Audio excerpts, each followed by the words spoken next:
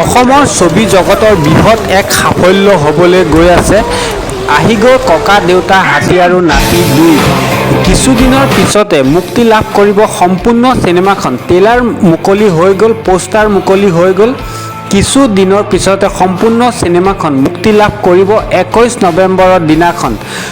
ছবিগৃহত উপলব্ধ হ'ব যাব আৰু চাব যে 80 দশকত যি ককা দেউতা হাতী আৰু নাতি 1ত যি দেখিবলৈ পাইছিলে এটি শিশুক, সেই শিশুটি বৰ্তমানৰ অসমৰ মুখ্যমন্ত্ৰী ডক্টৰ হিমন্ত বিশ্ব শৰ্মা। তেওঁ অভিনয় কৰিছিলে বাল্যকাল থকাৰ অৱস্থাত। তেওঁ বৰ্তমানৰ যিখন ছবি আহি আছে ককা দেউতা 2, এই ছবিখনত তেওঁ অভিনয় কৰিছে নেকি? 80 দশকত যি ককা দেউতা হাতী আৰু নাতি, সেই সময়ত এক পৰিস্থিতি হৈছিলে, ছবিগৃহত ভৰি দিবলৈ ঠাই নাইকিয়া হৈছিলে। আকৌ এবাৰ তেনেধৰণৰ পৰিস্থিতি হ'ব নি অসমৰ ছবি জগতত? কঁপাই দিব নেকি? আপোনাৰ মতামত জনাবলৈ নাপাহৰিব। কেনে হ'ব?